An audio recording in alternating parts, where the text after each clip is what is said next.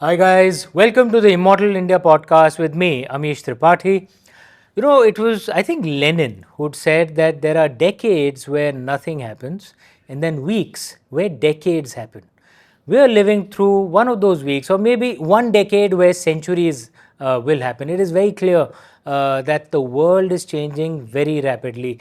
The old order is breaking down. The order that emerged post the end of the Second World War, and a new order is yet to emerge. This is a time of intense change, of uthal-puthal. And what should India's strategy in this era? What should it be? And perhaps a great guide for us would be among the greatest geopolitical strategists India or indeed the world has ever seen, that is Acharya Chanakya. And who better to discuss what Acharya Chanakya would advise for us than Sanjeev Sanyal, the Prime Minister's economic advisor, Chancellor of the Gokhale Institute, former chief strategist of the Deutsche Bank, best-selling author, shipbuilder. He is building, you guys should Google and read that. But more importantly for the subject of this podcast, an accomplished and brilliant historian who has studied Acharya Chanakya in detail. Sanjeev, welcome to this podcast. Pleasure to be back. Sanjeev, Acharya Chanakya was above all a realist.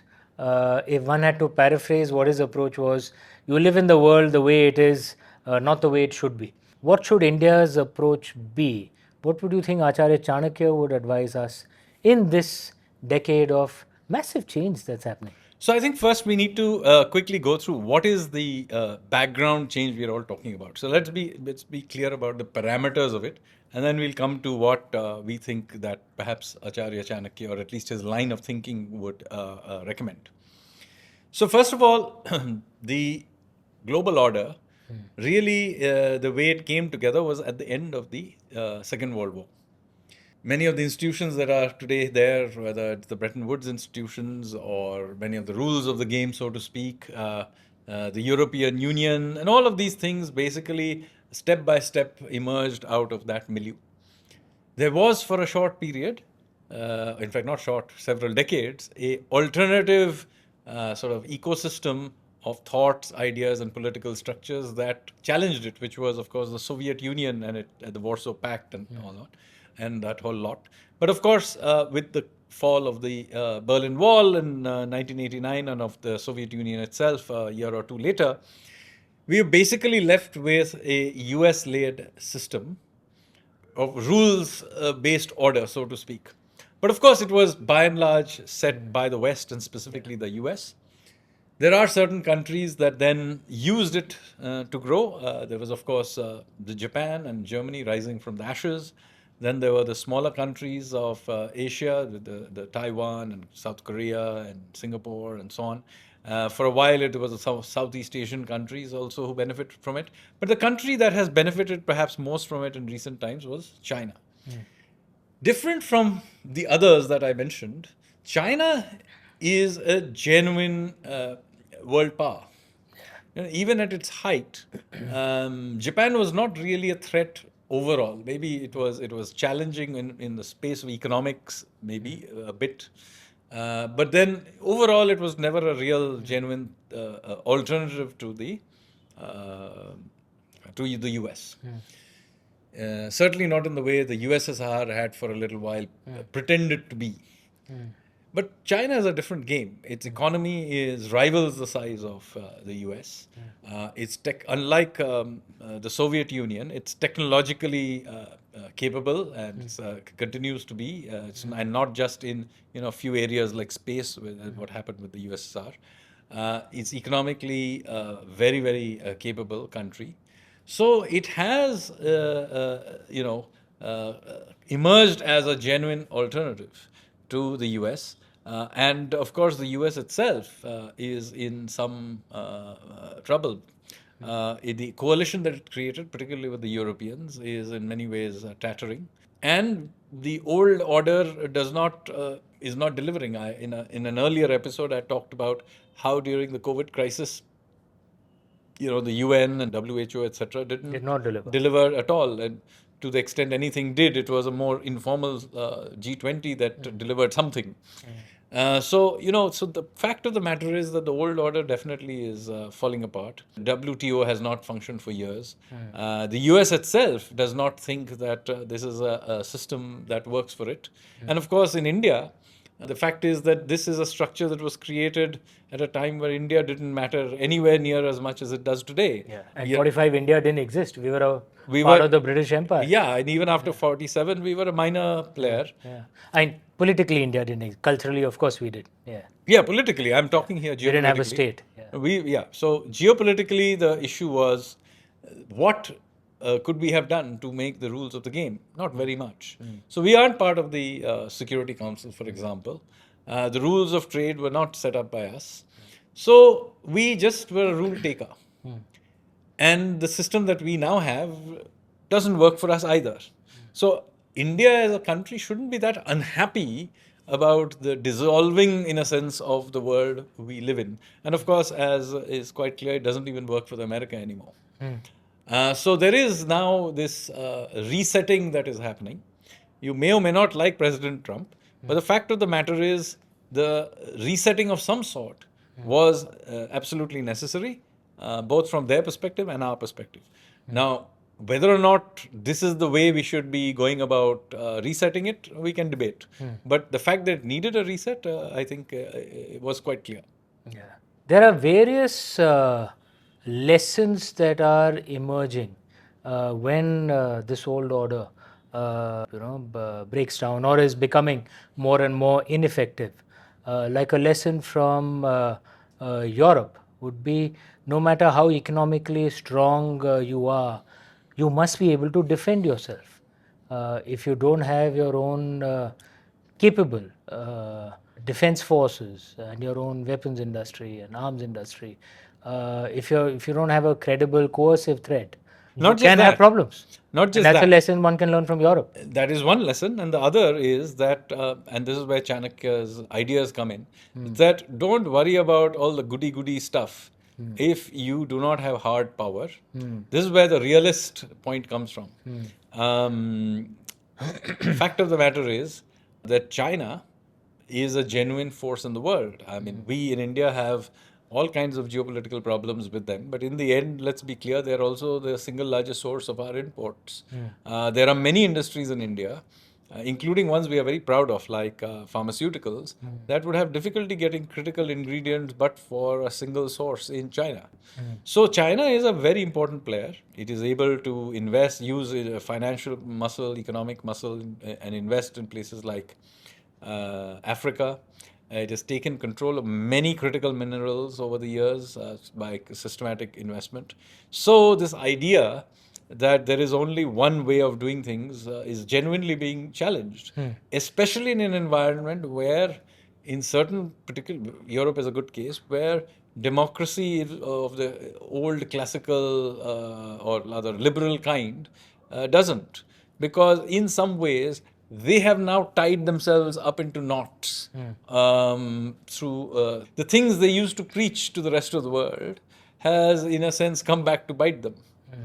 They had certain principles of democracy that they had, or freedom of speech, but then illiberal ideologies use those very freedoms in those countries and basically subvert them. And they seem almost helpless to do something about it. So, for the first time, America is really going after this in an unabashed way. And Trump won. He may have felt this, but certainly Trump too has gone about this in a much more aggressive, systematic way. How that plays out, we will have to see here in India. But certainly, the lesson for much of the world is that you have to be much more realistic about how these things turn out, rather than based on some fuddy-duddy idea that just because you have certain principles, the world will turn out to be the way you want it. Among the things that Acharya Chanakya spoke of, in the Arthashastra and various Chanakya Niti, various things that one has read, is of the key things that the state and only the state must do, because that ensures the primary thing that the state has to deliver for its people, which is order. Um, Yes, what are so in the some ways, key strategic things that you think states have to do? Like we discussed defense, you have to be able to defend yourself, yes. which is a learning from Europe. What are the other key So things one of the key things you have to understand in today's day? that Acharya Chanakya didn't emerge out of vacuum. He was already drawing on earlier thinkers that existed, Yeah. and there is a very key concept in Indian political thought predating Acharya Chanakya, which is the idea of Matsya Nyaya. So what happens in Matsya Nyaya? The idea is law of the fish, where basically the big fish eat the small fish. So if that is the way it will be, so the idea is that civilization exists because Matsya Nyaya is held in check in some fashion. Otherwise, there is chaos. So much of the Arthashastra is about how you maintain order in a way that human life, civilization, etc., can play themselves out. So that architecture, what is it based on? So the first thing is what is the role of the king or the role of the state in more modern terms. So the role of the state, according to Acharya Chanakya, is to do the following things. One is you have to ensure internal and external security. You have to make sure that the state does things, keeps order in economic policy order. Make sure that there are standardized weights and measures, that there is coinage, i.e., some kind of monetary policy, if you had to say it today, in today's terms. Ensures there is infrastructure, roads, etc. And doesn't have to run the economy, but should ensure economic activity is possible. It is made possible. Yeah. So this is very different from, say, Ashoka's welfareism. Chanakya does talk about state intervention to help people, but mostly under circumstances of natural disaster or something like that. So a safety net concept of intervention, but by and large, the Chanakyan state provides the framework. It does intervene in certain things that it would consider bads, for example, control over alcohol, prostitution, and so on. And it's not very preachy about these things. It just says these things need to be controlled. So this is another important thing about Chanakya. These are not moral principles. It's just practical governance principles. Why he wants to control over these kinds of social issues. Then he then says, having said all of this, he is extremely suspicious of the civil servant, however, The bureaucracy. the bureaucracy. But So- you're a bureaucrat. well, I'm not. I'm a I'm joking, technocrat. I'm joking. Technically, I'm a technocrat. But the point of the matter is, he's very, very suspicious of civil servants, which I am a civil servant. The reason for that is very simple. He states in the Arthashastra that just like it is impossible to tell how much water a fish is drinking, in the same way it is impossible to tell how much resources a civil servant is stealing. Right? So therefore, he is very clear that the state should state be as needs to be minimal. kept yeah. But now let me be clear. He was It not should be as small as possible. doesn't Effective. say as possible. What he does say is what his meaning is that it should be strong but limited state. Now I want to contrast that with Western ideas of libertarianism. Chanakya is not a libertarian. Okay, he clearly thinks the state is needed. He doesn't think that free markets will get us to utopia. He clearly states that the state is needed because otherwise there will be Matsya Nyaya. Matsya Nyaya. But the state itself can cause Matsya Nyaya by overextending itself. Sorry.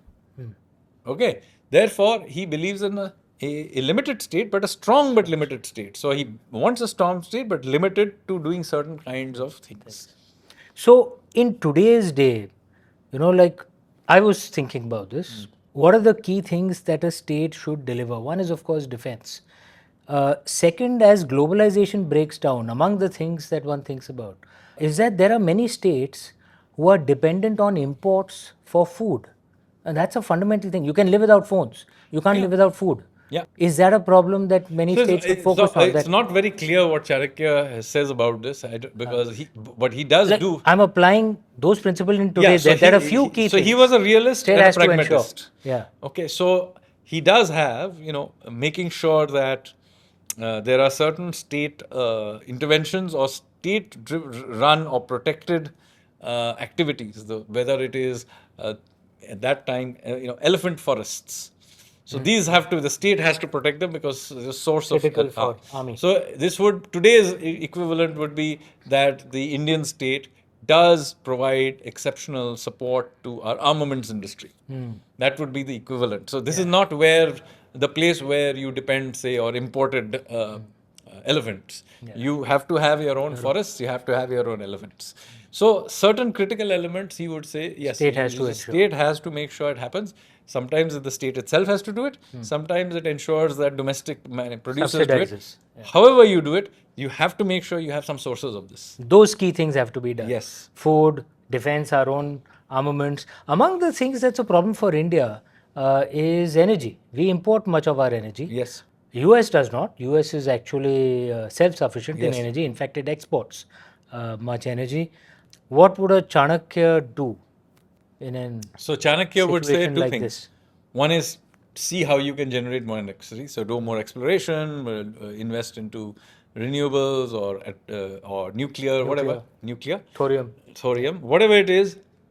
Get out there and try and secure as much as possible internally. In addition to this, if you don't think you will be able to fully be able to do this, then what you would do is to make sure that the guys who supply all of this to you, you have good relations with them. And if you can see that very systematically, India has gone about building good relations with the Arabs. We have actually got the best relations we have had with the Arab states ever since independence, despite the fact that many people thought that Prime Minister Modi was actually have difficulty dealing with Muslim states. In fact, he doesn't. He seems to have exceptionally good relations with them. Similarly, if you see what we did with Russia throughout this sanction period, while we made it clear that we don't want a war, we did not abandon them, which is a signal that look, we stay with our friends. But we secured our fuel supplies during a period where oil prices had spiked. This was good for us, and of course, it's even good for the rest of the world because we had not secured cheap sources somewhere. We would have been competing with others for those same sources. So it would have driven oil prices up even further. Absolutely. Among the things, again, many people assume that Acharya Chanakya was extremely aggressive and would be enthusiastic about war. But he actually wrote of open war as the last option, that a king should ideally avoid it. There are other much better coercive options, but not open war, primarily because open war is very unpredictable. Yes. So if you look at Chanakya Niti, there are a few principles he has. First of all, the huge importance he gives to intelligence gathering. So many people think that he's all about spies and so on. Arthashastra, by the way, does have some bits on spies, but if you see it, it's not cloak and dagger, kind of thing. He is basically doing what is sensible. That if you want to operate, you need to have good intelligence. You need to have intelligence about intelligence, about internal security, and you need to have good intelligence about foreign countries. And you need to be willing to, where you have enemies, you need to be able to work with the enemies of your enemy, and so on and so forth. And then, of course, he has that logic is placed in what is known as popularly as the Mandala theory, system. where that you will have problems with those who have immediate proximity, and then they will have problems with those who are further immediate proximity, and so on and so forth. And therefore, as a result of this sort of Mandala theory, you build alliances and build out.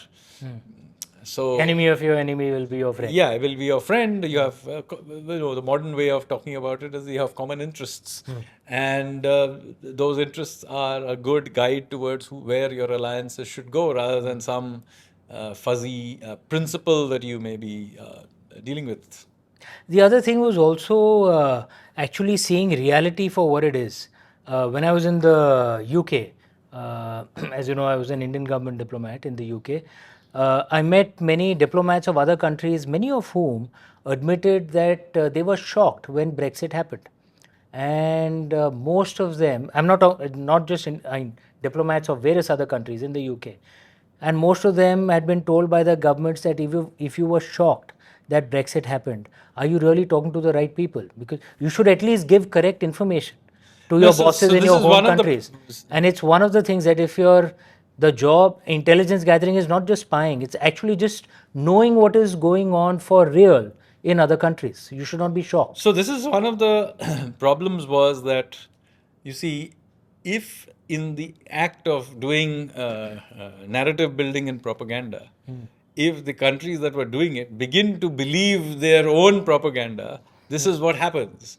So, if for example, a country has been spreading that, XYZ is true and it's been pushing this very, very hard, one of the dangers is that it actually begins to believe that. And then, true feedback loops are disrupted. As they say, never believe your own bullshit. Yeah. So this is one of the things that happens. We can't quote Acharya Chanakya on that. No, you can't. But I think he would have understood the sentiment. So this is basically what happened in many of these things. You started out with this idea. By the way, they also were doing this with India. Prime Minister Modi is a fascist. India is not properly a democracy. This, that, the other. All these things. Absurd as they may be, and we discussed this in our previous episode about indices and so on, how global indices and rankings are used to manipulate certain narratives. Now, if you begin to believe your own manipulations after a while, then the point is when things happen in ways that you simply did not predict, it's going to go belly up. So this is basically what happened in that case of Brexit. I mean, Europeans were of the opinion, or many of the people from this global elite, that some sort of a Brexit is is a bad thing and is against their interests. Therefore, it seemed to them, therefore, it should not happen. Which is quite a different issue altogether. If they were, in fact, if anyone was wandering around the UK in the months before, London, outside of London, outside of London, then you would have heard that this is where it's going to go. It didn't come at all as a surprise to me. It certainly didn't come as a surprise to me that President Trump got re-elected, whereas he had been completely written off. And there was this whole idea that somehow he had managed to, by pure sheer luck, he got elected the first time. The second time, it won't happen. But in fact, it did, and he got actually a proper majority. Got better support in the second round than in the first. No, and it turns out some senior politicians, ministers in European countries made public statements about President Trump earlier, and now they have to deal with him. So suggesting that they were so convinced. They were so convinced that he could not come that they played their cards. And now they have a difficult situation because, when anybody says, why are the Americans interfering in our elections? Well, it turns out that many of them had sent over their own party workers to interfere in the American elections. And by the way, this has happened even in North America itself. You have Canada interfering in Indian politics through the Khalistanis and other things. They have never had any problem doing it. So I don't understand why, how can they now stand up and say that what we did to others should not be done to us? Absolutely. Exactly. So if President Trump is now having fun with them, it's very difficult to have sympathy. It's a nice line. Do unto others as you would have done unto you. One of the things that I liked about Indian diplomats, perhaps we follow our ancient tradition, they tend to be very careful. They don't unnecessarily make comments about other countries. So options are open for us because no one made any silly statements either way.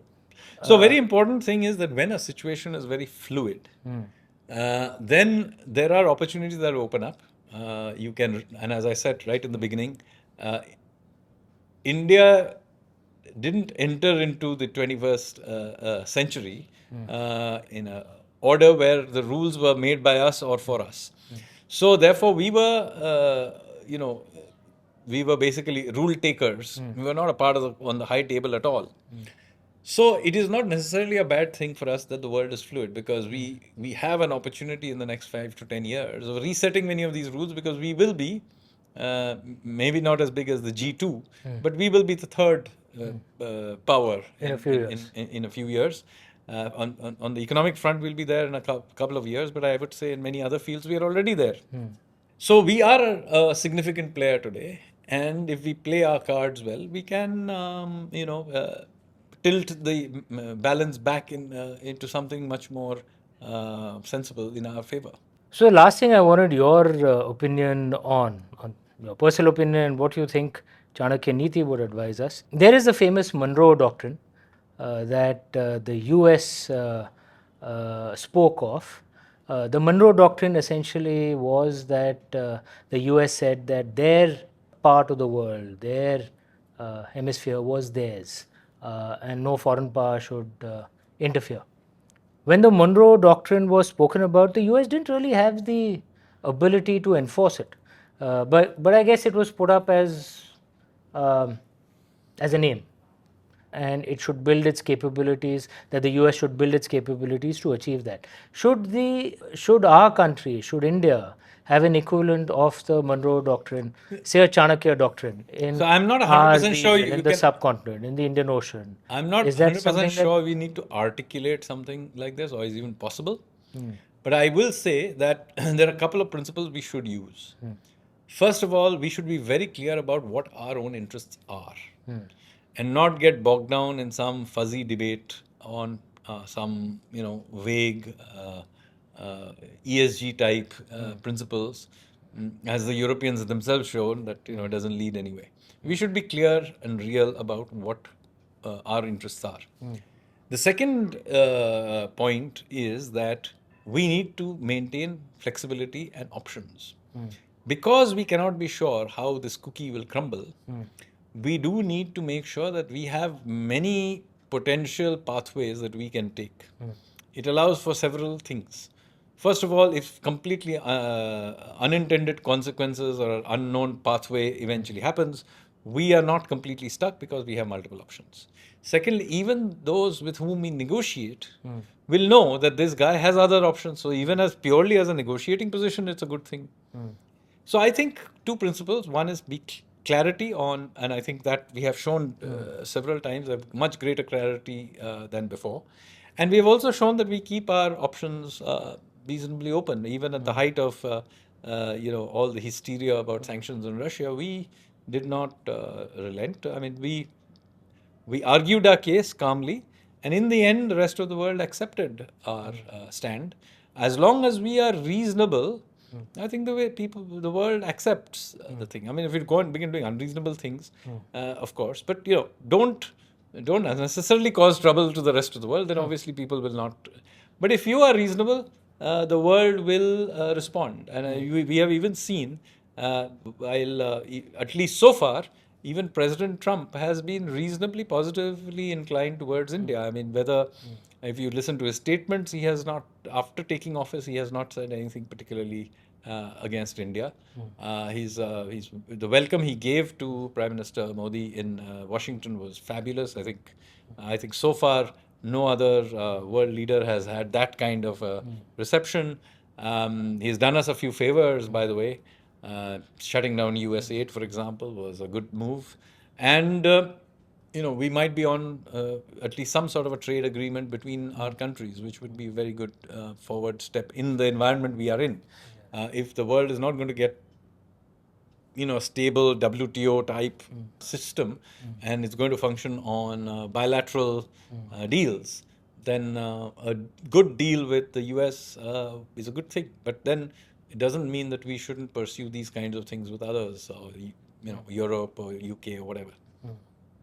There's ironically a Chinese saying that may you be born in exciting times, which is not considered a blessing, it's actually considered a curse. Yes.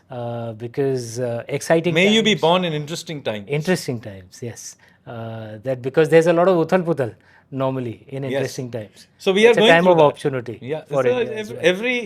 every fluid situation is an opportunity for those who are flexible and have the resources and the willingness to take some risks here and there. How it will play out, I have absolutely no idea. But I do think that the cards that we have been dealt are not too bad. Yeah. Yeah. And we can certainly be flexible. Diplomats should do more yoga. Perhaps so. Sanjeev, always a pleasure chatting with you. One learns so much. Thank you. Thank you you. so much. I hope you guys enjoyed this episode as well. If you did, hit like and subscribe below so that you can get notified whenever the next episode launches. Thank you. Namaste. Jai Hind. If you enjoyed this episode, like and share it, please. And if you want to receive the notification for the next episode, click subscribe, please. Thank you.